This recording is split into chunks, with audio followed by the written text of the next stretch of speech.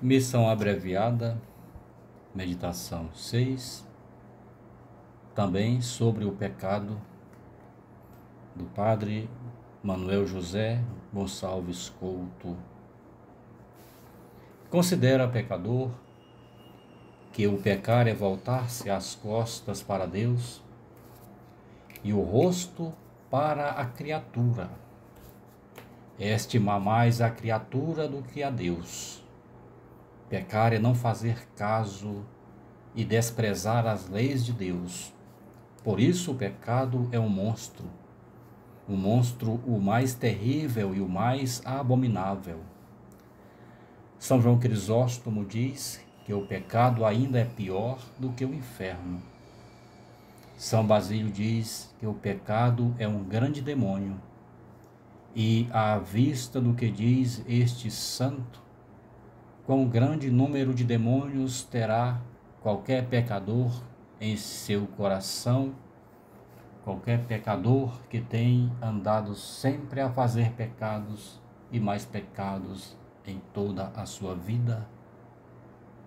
Como poderá ele dormir tão descansado sem se lembrar de sua eterna condenação? O pecado grave faz uma alma tão feia e tão abominável aos olhos de Deus, que não há fealdade, nem abominação a que possa comparar-se. Santa Catarina de Sena viu a um anjo em figura visível, o qual tapava o nariz quando passava por alguma pessoa manchada com pecados desonestos. Santa Francisca Romana, estando ao pé de alguma pessoa manchada com pecado mortal, sentia tão mau cheiro que o não podia suportar. São Felipe Neri também conhecia pelo mau cheiro os que andavam em pecado mortal, e dizia que cheirava tão mal o pecado que não havia no mundo um mau cheiro igual. Santa Catarina de Sena, numa certa ocasião, esteve para vomitar as entranhas por via do mau cheiro que lhe causou certa mulher, que chegou perto dela muito asseada e enfeitada, mas em pecado mortal. O pecado é tão horrível que Santo Anselmo diz: se vira de uma parte o horror do inferno e da outra parte o pecado, ele antes se meteria no fogo do inferno do que cairia no pecado. Assim como Deus é todo o bem, e em Deus não há mal algum, assim o pecado é todo mal, e no pecado não há bem nenhum. É, pois, o pecado o pior mal do mundo. É pior o pecado que as desgraças de Jó. É pior que a peste que aconteceu no tempo de Davi. É pior que os tormentos de Nero e Diocleciano. É pior que as aflições dos que morreram afogados no dilúvio. É pior que todas as pestes. É pior que todas as fomes. É pior que todas as guerras. É pior que todas as enfermidades, que todas as penas. Finalmente, diz Santo Inácio de Loyola, é pior que todos os tormentos do inferno. Pecador, que isto agora consideras, ainda não aborreces o pecado? Ainda não queres deixar o pecado? Cegueira e mais cegueira, ou talvez falta de fé. Deus é mais que bom, é mais que formoso. Assim o pecado é mais que feio, é mais que mau. É tão grande a fealdade e a malícia de um só pecado mortal, que se o pecador o conhecera perfeitamente, morreria de dor e de pena, como tem acontecido a certos pecadores. Assim aconteceu a certa mulher pecadora. Ouvindo ela pregar contra a desonestidade, sobreveio-lhe um tal sentimento e dor dos seus pecados, que morreu de repente naquele mesmo lugar. 2 homens pecadores, ouvindo pregar a São Vicente Ferrer, também morreram com a dor veemente que tiveram dos seus pecados. O pecado até é um mal infinito, por ser ofensa que se faz a Deus, que é uma majestade infinita, de sorte que ninguém pode satisfazer tal injúria ou ofensa, ainda que por ela fizera todas as boas obras que têm feito os santos todos do mundo.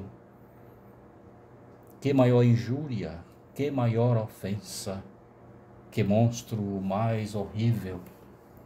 Além disto, o pecado torna-se mais agravante pelas circunstâncias que o acompanham, pois quem faz o pecado é uma criatura vil que se atreve a levantar a mão contra o seu Criador,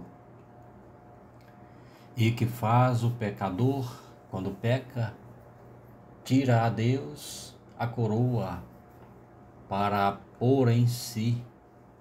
Assim diz São Bernardo: pecar é pisar, é açoitar, é tornar a crucificar o Filho de Deus.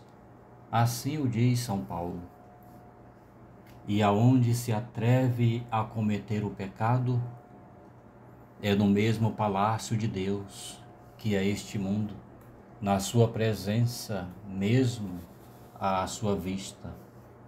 Ó crime, o mais horroroso, puxar pela espada contra o Rei dos céus e da terra, contra o mesmo Filho de Deus, para o matar mesmo no seu palácio, mesmo à vista dos seus olhos, até estando em seus mesmos braços, porque ofende a Deus estando pendente da sua onipotência. O pecador é semelhante a esse filho maldito que, estando nos braços de sua mãe, se revolta contra ela para a maltratar e para a matar. E com que adultérios ofende a Deus? Ofende a Deus com os benefícios do mesmo Deus.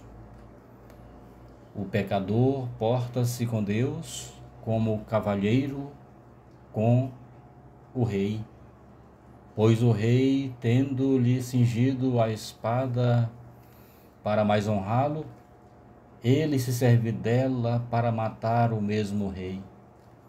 Assim o pecador serve-se da memória, do entendimento, da vontade, dos pés, das mãos, dos olhos, da língua, das riquezas, da saúde e dos mais dons que Deus lhe deu, para ofender ao mesmo Deus.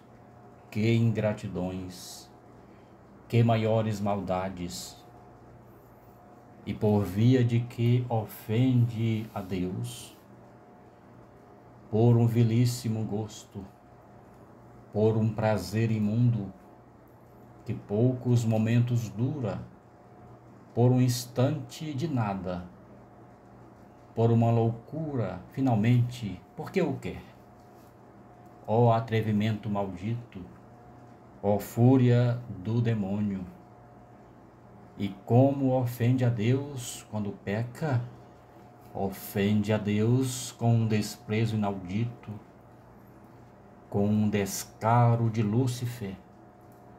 pois ofende a Deus, sabendo muito bem os grandes castigos que Deus tem dado aos pecadores, sabendo muito bem que no outro mundo há um inferno para os castigar, e que esse inferno é eterno e de um fogo o mais devorante. Ofende a Deus, sabendo muito bem que morreu o Filho de Deus em uma cruz por causa do pecado, do nosso pecado, sabendo que desagrada a Deus e dá gosto aos demônios, conhecendo perfeitamente que pelo pecado perde a graça e a amizade de Deus, que perde todos os seus merecimentos e boas obras, que perde a alma, que perde a Deus, que perde o céu e que perde tudo. Oh, quão grande é a cegueira espiritual em um pecador! E depois ainda fazer gala do seu pecado, ainda gabar-se das suas iniquidades, que furor, que malícia diabólica! E quando ofende a Deus, depois de ter sido crucificado em uma cruz, o mesmo Deus, para ele não pecar mais, depois de lhe ter dado os santos sacramentos para o seu bem, depois de inumeráveis favores e benefícios, que maiores maldades! Tantas ofensas que se fazem a Deus, depois de Deus ter morrido pelos pecadores. Santo Agostinho diz que o inferno não é bastante para castigar os homens que pecam depois da redenção, e por isso que se havia de fazer um novo inferno. E contra quem peca um pecador?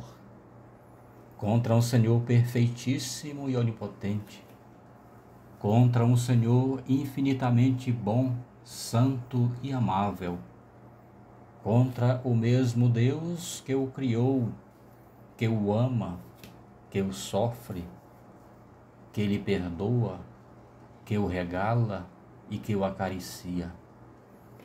Nem ainda uma fera se atreverá a maltratar a quem lhe faz bem.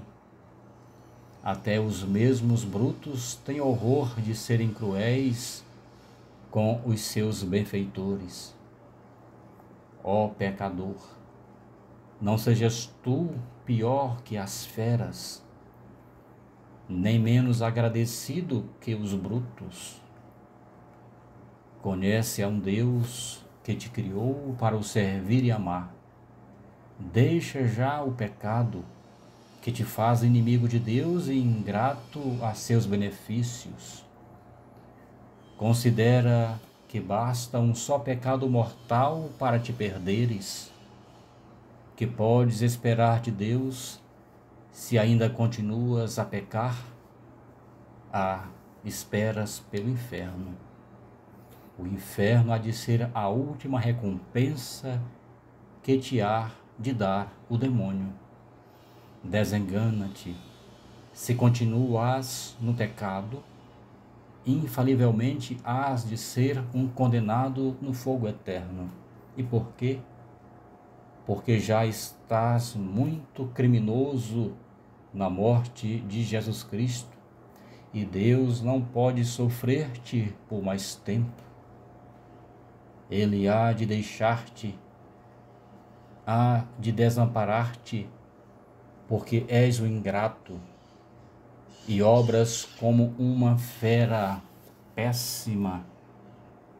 Até és indigno de entrar nos templos sagrados. Conhece, pois, as tuas grandes misérias e ingratidões e converte-te para Deus.